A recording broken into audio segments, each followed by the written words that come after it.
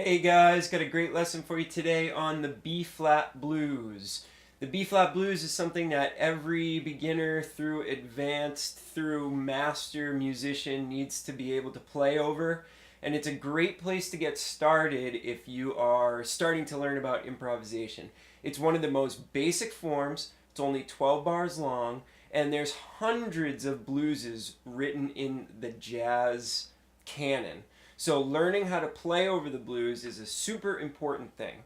So I've got a pretty basic lesson for you over the blues today, and that's going to be a chord tone workout. So what are chord tones? Chord tones are the notes in the scale that would be played by, let's say, the piano player or the guitar player, and these are absolutely the most important notes in the chords. So what we're going to be concentrating on today is the root, the third, the fifth, and the seventh. And we're going to come up with 4 different exercises to give you a little bit of flexibility on those 4 notes and be able to nail them all the way through the blues. If you have a good idea of what the root, third, fifth, and seventh sounds like and how to actually play them, you're going to be in pretty good shape over the blues. In fact, you can play a pretty good solo just using the chord tones. So we're going to go from easy and get progressively harder, and by the time you get to the end of these 4 exercises, you'll have some pretty good knowledge of how to get around the blues.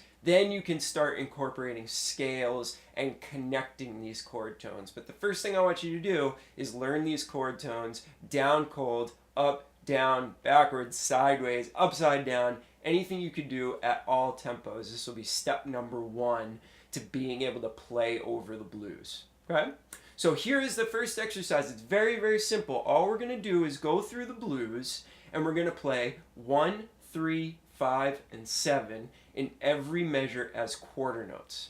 It's about as simple as it gets. In the blues, the way that I have the chords charted out, there's only one measure, one chord per measure. Sorry, I'm getting tongue-tied over here.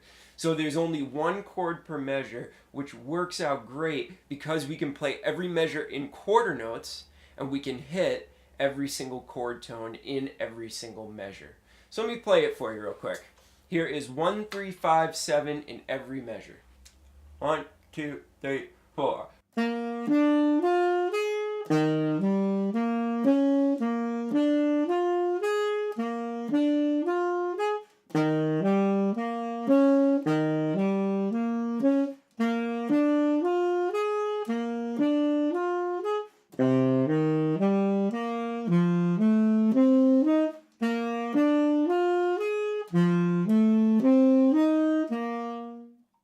So there it is. That's 1, 3, 5, 7 over every single chord in the blues. Now, can you hear that you can really hear the blues progression going by when I play that? Why? Because those are all the most important notes in each chord. It's almost kind of like I'm playing a bass line.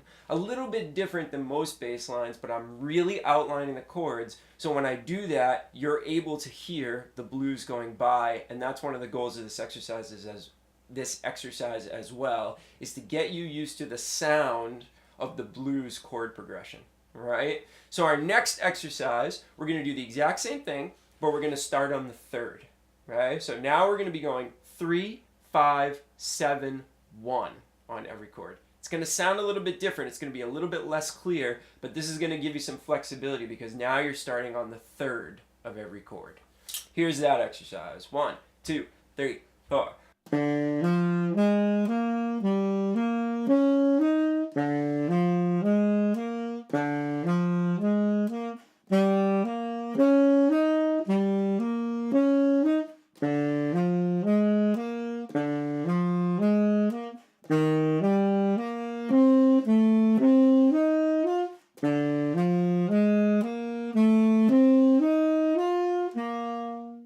So it's a little bit tougher because when you're looking at the name of the chord, you're not starting on the letter that's on the page. You're starting on the third of that chord. So you need to be able to look at one letter and think about a different one. And that's what's challenging about this. So now, can you guess it? We're going to move on to starting on the 5. So now we're going to go 5, 7, 1, 3.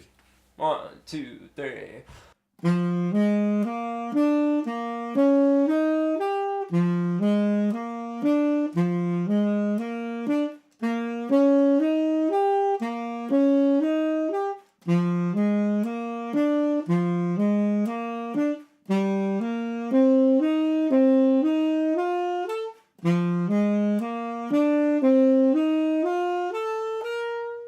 So there you have it starting on the 5th. Do you notice how each of these exercises have a little bit of a different sound? That's because we're starting on a different member of the chord.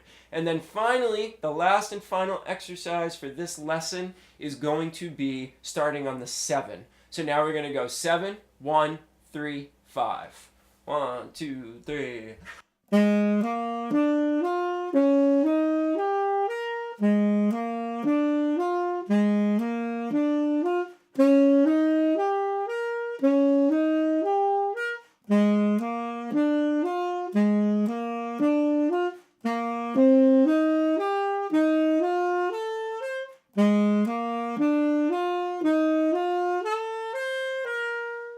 Okay, so there you have it. Those are the 4 exercises that I'm going to want you to work on for this lesson.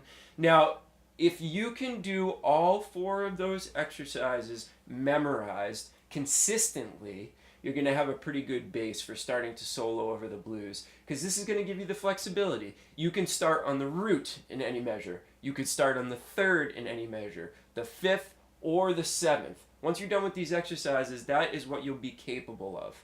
So if you want to get the PDF of all 4 exercises written out, it's a great thing to have to actually get started. And then eventually, obviously, I'm going to want you to memorize them.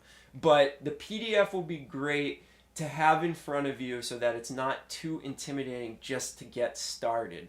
So if you want to download the PDF, always you can check the link below, go over to my website, and get your hands on that PDF. All right, guys, this has been a great lesson on the blues. I wish you luck and have fun. Happy practicing.